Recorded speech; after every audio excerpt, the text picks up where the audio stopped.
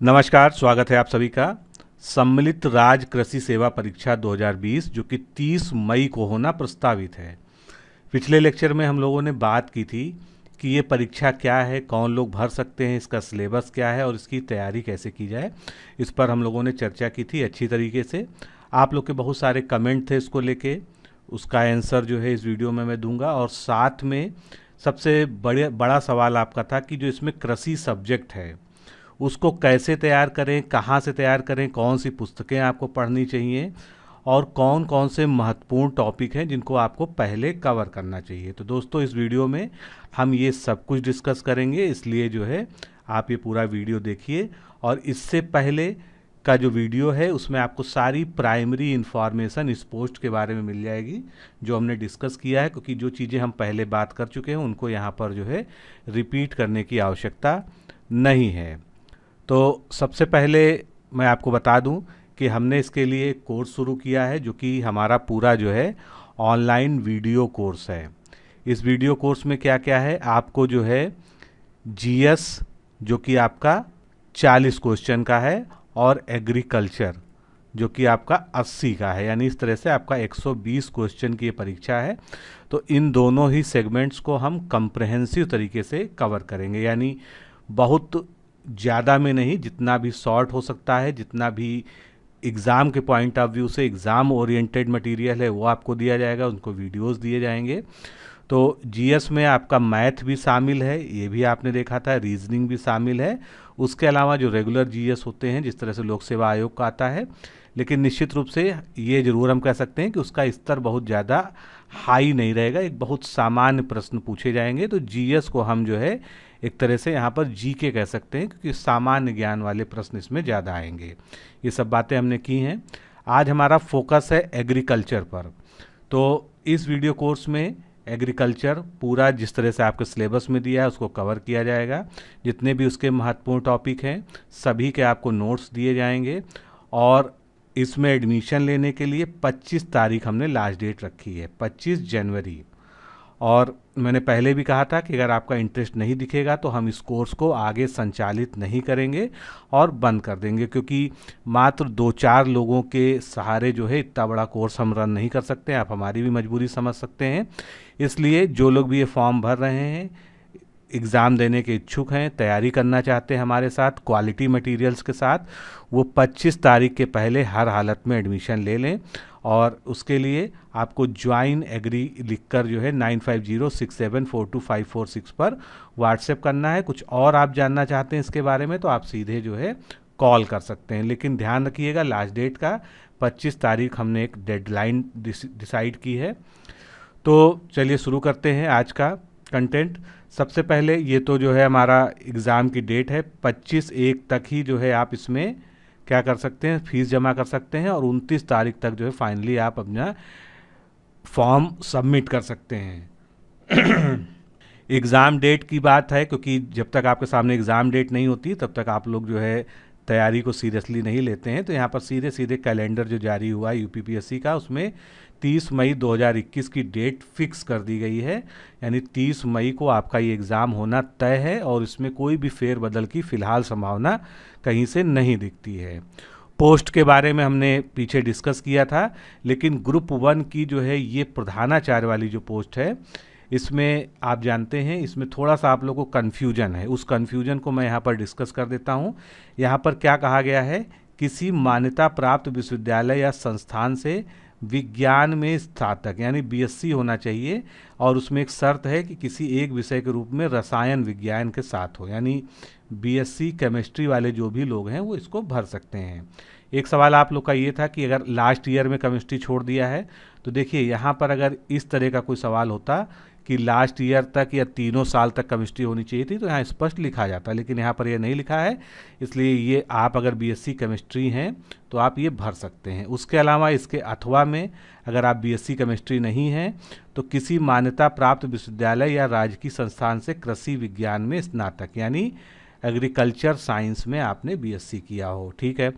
तो ये दोनों में से और है, लेकिन अब जो बाद की चीज़ है ये सभी के लिए कंपलसरी, क्योंकि आप लोग जो है इसको मानने को तैयार नहीं है। लेकिन जहाँ तक मैं समझ पा रहा हूँ, जहाँ तक मैं इसको पढ़ पा रहा हूँ कि या तो आप बीएससी जो है एग्रीकल्चर सब्जेक्ट के साथ में हो, या जो है आप बीएससी हो केमिस्ट्री के साथ में, लेकिन उसके बाद जो है आपने ये भी किया हो, यानी राजकीय खाद्य प्रसंस्करण प्रौद्योगिकी संस्थान के फल एवं शाक भाजी प्रौद्योगिकी में 2 वर्षीय स्नातकोत्तर सहयुक्त पाठ्यक्रम अथवा किसी मान्यता प्राप्त विश्वविद्यालय या संस्थान से खाद्य प्रौद्योगिकी, खाद्य परीक्षण, खाद्य विज्ञान या विज्ञान में स्नातकोत्तर एमएससी। तो ये सारी कंडीशंस हैं। बाकी जो आप इसके बारे में समझें, मुझे जहाँ तक जो है जो समझ में आता है मैंने आपसे बता दिया। इसको आप इंग्लिश में भी पढ़ सकते हैं, जहाँ पर बहुत ही क्लियर है कि BSc with chemistry as a subject और BSc agriculture from a recognised university और institute followed by 2 year post graduate associates course in. तो यहाँ पर ध्यान दीजिएगा, यहाँ पर शब्द है फॉलोड बाई, यानी इनमें से बीएससी आपने चाहे जैसे भी किया हो, इसके बाद आपका ये भी होना चाहिए। तो इसमें कन्फ्यूजन बनी हुई है आप लोग को जो है, लेकिन मुझे जहाँ तक मेरा जो एनालिसिस है मैंने आपके सामने रख दिया है। बाकी चीज़ें हम यहाँ पर डिस्कस कर चुके हैं। अब सीधे हम इसके सिलेबस पे चर्चा करते हैं, जिससे हम आगे कृषि की बात करें। तो परीक्षा योजना जो कि हमारी प्री के लिए है, यहाँ पर एक चीज़ और आप नोटेबल है कि ग्रुप ए में साक्षात्कार भी होगा, ग्रुप बी में इंटरव्यू नहीं होगा। तो प्रारंभिक परीक्षा में क्या होगा, सामान्य अध्ययन और कृषि होगा। ये 300 नंबर का होगा। यह तो नंबर्स की बात है, इसको पीछे रखिए। ये कैसा होगा, एमसीक्यू टाइप जो है और ऑब्जेक्टिव होगा। इसमें जो है कुल 120 प्रश्न होंगे, जिसमें से 80 आपके जो है एग्रीकल्चर सब्जेक्ट से होंगे और 40 क्वेश्चन आपके जीके या जीएस से होंगे। 2 घंटे का ये पेपर होगा, यानी कुल आपका जो है 120 में से 80 जो है एग्रीकल्चर का है। एग्रीकल्चर यानी इसमें सबसे महत्वपूर्ण है, जिस पे आपको ध्यान देना है। जीएस या जीके की कैसे तैयारी करें और इसके लिए क्या बुक्स वगैरह पढ़ें, ये लास्ट वीडियो में हमने अच्छे से डिस्कस किया है, उसको देख लीजिए अगर आप पहली बार देख रहे हैं। अब हम सीधे आते हैं एग्रीकल्चर के। तो दोस्तों एग्रीकल्चर का अगर आपने सिलेबस देखा होगा, सबसे पहले हम सिलेबस को ही देख लेते हैं एक बार फिर से। तो सिलेबस आपका ऐसा है कि अगर आपने बीएससी एग्रीकल्चर किया है या एग्रीकल्चर स्ट्रीम में किसी भी तरह से आपने जो है पोस्ट ग्रेजुएट, ग्रेजुएट या कोई डिप्लोमा किया है, तो पूरा का पूरा जो एग्रीकल्चर का सिलेबस होता है बीएससी लेवल का, वो सब यहाँ पर पूछा जाएगा। जैसे कि फसल वितरण एवं उत्पादन के पर्यावरणीय कारक, फसल वृद्धि के कारक, जलवायु घटक क्या होंगे उसमें, उत्तर प्रदेश के संदर्भ में विशेष आपको सब कुछ पढ़ना है। यहाँ पर कितने भी शस्त्र जलवायु क्षेत्र हैं, इनमें फसलों का क्रम क्या है, टिकाऊ फसल उत्पादन के संबंध में बहुफसली फसलें, बहुखंडीय, रिले क्रॉपिंग, सह फसली खेतों का महत्व, उत्तर प्रदेश के विभिन्न क्षेत्रों में खरीफ एवं रबी की ऋतु में उगाई जाने वाली मुख्य धान, दलहनी, तिलहनी, रेसे, सरकरा और नकदी फसलों के उत्पादन की पैकेज एवं क्रियाएं, कृषि वानिकी, एग्रो फॉरेस्ट्री, सामाजिक वानिकी, सोशल फॉरेस्ट्री के संदर्भ में वनीय पौधों के विभिन्न प्रकार, उनकी महत्वपूर्ण विशेषताएं, क्षेत्र प्रबंधन, यानी कि क्या आ गया आपका इकोनॉमिक बॉटनी वाला या इकोनॉमिक एग्रीकल्चर वाला जो है पोर्शन इसमें आ गया। फिर खरपतवार क्या होते हैं, उनकी विशेषताएं, उनका जो विस्तार कैसे होता है, किन फसलों के साथ वो उगते हैं, उनका गुणन और नियंत्रण कैसे किया जा सकता है। फिर मृदा, मिट्टी के लिए बहुत ज़्यादा इसमें लिखा हुआ है। मिट्टी को आपको पूरी अच्छी तरह से पढ़ना है, जितना भी सॉइल साइंस में आता है। भारत में कौन कौन सी मिट्टियाँ पाई जाती हैं, उसमें कौन से खनिज पाए जाते हैं, उनकी उत्पादकता को बनाए रखने के लिए क्या महत्व है, समस्याग्रस्त मृदाएँ यानी कि जो बंजर और ऊसर मृदाएँ होती हैं, उनके सुधार के लिए क्या किया जाना चाहिए, आवश्यक पादप तत्व क्या होते हैं, मृदा एवं पौधों में अन्य लाभकारी तत्व, उनके स्रोत क्या होते हैं। तो मिट्टी वाला जो पोर्शन है आप देखेंगे ये पूरा जो है मिट्टी से ही संबंधित है यहाँ तक जो है। उसके अलावा सिंचाई एवं जल निकास, क्षेत्र प्रक्षेपण, इसका महत्व, कृषि अर्थव्यवस्था में सहकारी कृषि का योगदान, जिसको सहकारिता या कोऑपरेटिव एग्रीकल्चर कहते हैं। खेती के प्रकार, अब खेती के कई तरह से प्रकार होते हैं, ज़मीन के आधार पर, सीजन के आधार पर, इसके अलावा जो है किस तरह से खेती की जा रही है, एक फसली है, बहुफसली है, 8-10 प्रकार से इसको बांटा जाता है। अगर आप हमारा कोर्स लेंगे तो उसमें ये सब आपको जो है विस्तार से वहाँ पर मैं आपको बताऊँगा, नहीं तो आपको कैसे पढ़ना है मैं ये भी बताऊँगा। इसके बाद जो है कृषि का प्रसार, इसका महत्व, विभिन्न कार्यक्रम इसके लिए चलाए गए, इन सब के बारे में। और यहाँ पर आ जाता है आपका जो बॉटनी से रिलेटेड है, जो आपने 12th लेवल तक की बॉटनी पढ़ी है, अगर आपने नीट वगैरह की तैयारी उस पहले इसको CPMT कहते थे की है, तो उसका आपको जो है यहाँ पर लाभ मिलेगा। जेनेटिक्स में जो है सारी चीज़ें जो इस प्लांट से संबंधित है, खासकर मेंडल के जितने भी जो है जेनेटिक्स के लॉ हैं, फिर उन्होंने जो ब्रीडिंग कराई थी, प्लांट ब्रीडिंग, फिर सेल्फ पॉलिनेशन, क्रॉस पॉलिनेशन कौन सी फसलों में होता है, उसकी विधि क्या होती है, स्वनिषेचन, बीज प्रौद्योगिकी यानी सीड साइंस एंड टेक्नोलॉजी, बीजों का महत्व, संग्रहण कैसे किया जाता है, ये सब चीज़ें जो है आपको बॉटनी के लेवल पर अच्छे से पढ़ना होगा। उसके बाद प्रकाश संश्लेषण यानी फोटोसिंथेसिस और उससे रिलेटेड चीज़ें, फिर यहाँ से आपका हॉर्टिकल्चर शुरू हो जा रहा है, यानी जो है फलोत्पादन विज्ञान, जिसको हम पोमोलॉजी भी कहते हैं, और लास्ट में एंटेमोलॉजी यानी जो कीट रोग और उनसे प्रबंधन है, उनसे कौन सी बीमारियां होती हैं। तो इस तरह से आप देखेंगे तो यहाँ पर कृषि का मतलब है कि संपूर्ण कृषि आपको पढ़नी है, यहाँ पर आप कुछ भी अवॉइड नहीं कर सकते हैं। लेकिन इसका पढ़ने का तरीका क्या होना चाहिए, अब यहीं पर जो है आप देख सकते हैं कि इसको इंग्लिश में हम देखते हैं कि जो आपसे कहा गया है लाइन टू लाइन आप उसी चैप्टर वाइज अगर चलेंगे तो सबसे बेहतर तरीके से आप तैयारी कर पाएंगे।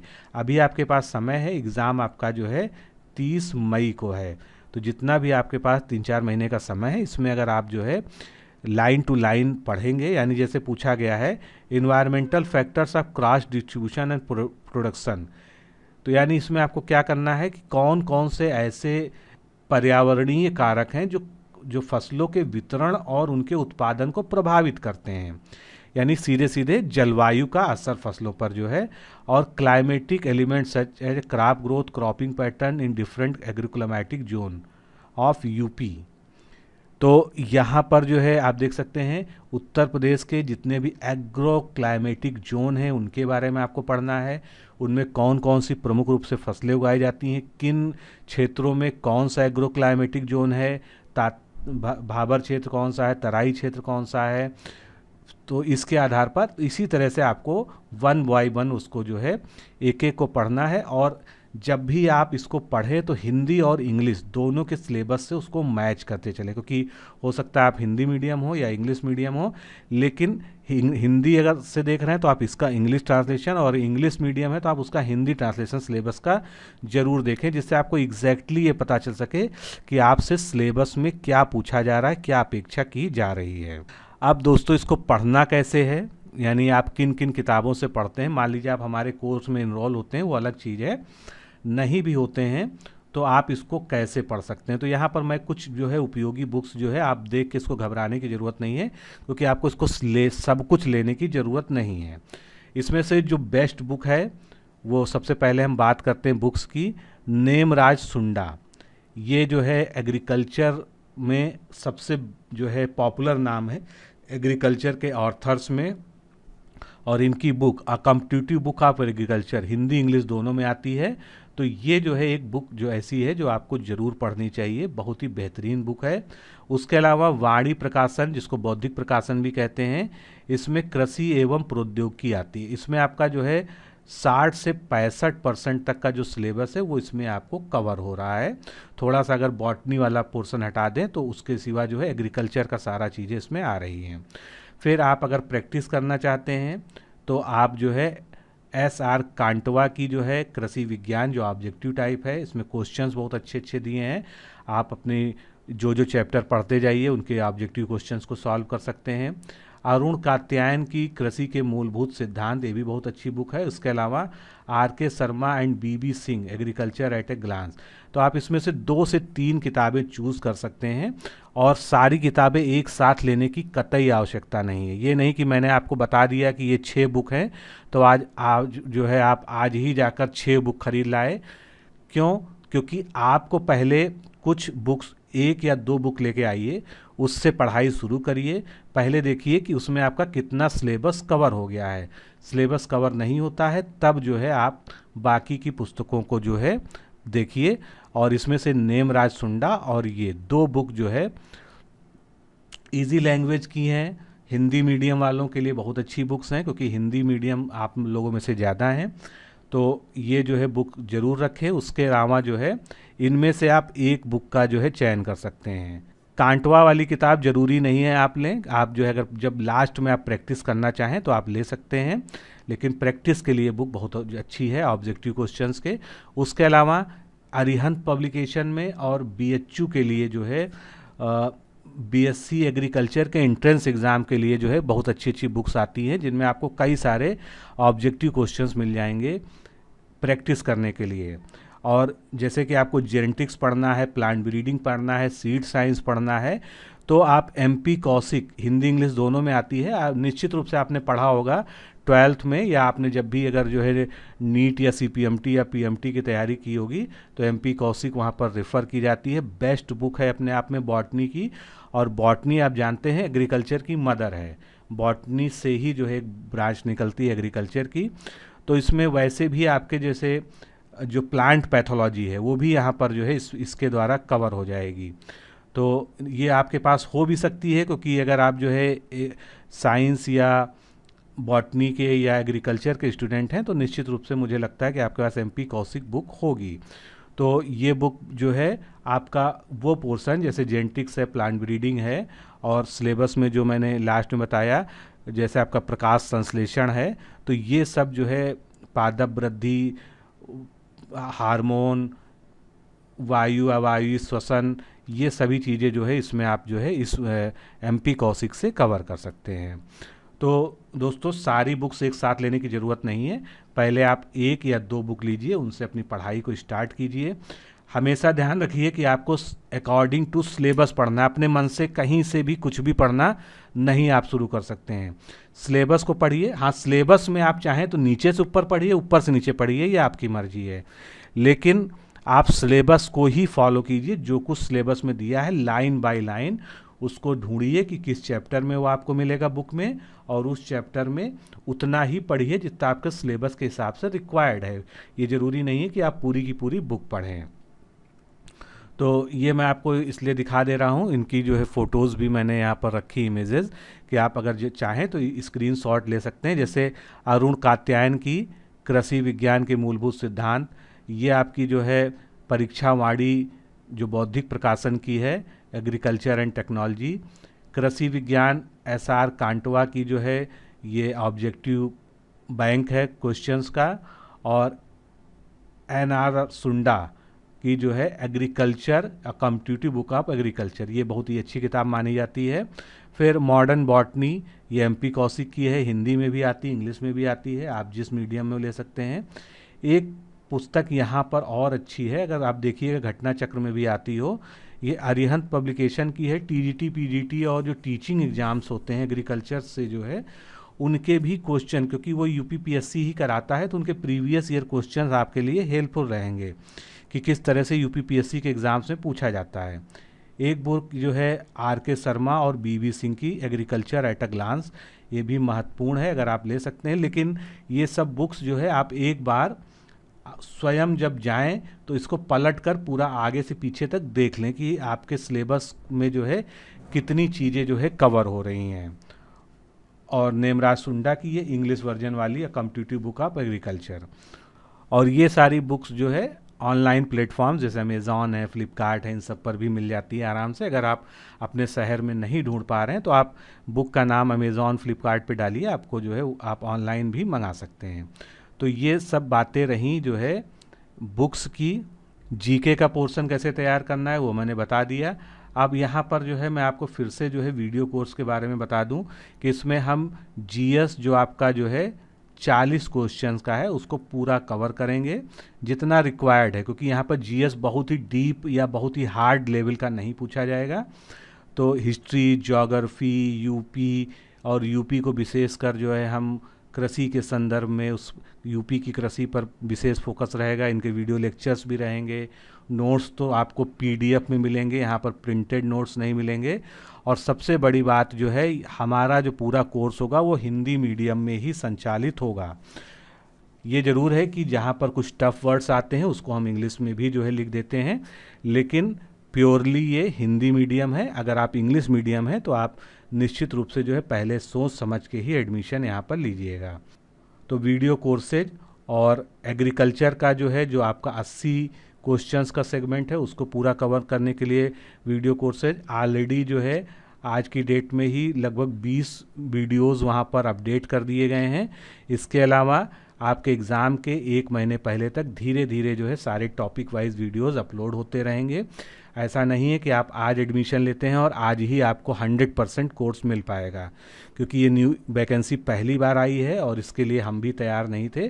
तो हम भी अपनी तैयारी के साथ धीरे धीरे जो है वीडियोस सेगमेंट में आगे बढ़ रहे हैं। लेकिन ये ज़रूर हम आपको विश्वास दिलाते हैं कि अगर आप हमारे साथ जुड़ते हैं, हमारे इस कोर्स में जुड़ते हैं, तो आपको जो है बहुत बेनिफिट होगा।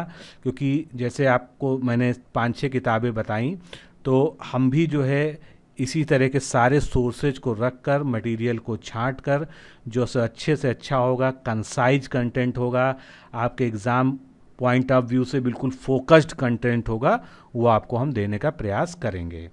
तो ध्यान रखिएगा लास्ट डेट के बारे में, 25 जनवरी आपकी लास्ट डेट है।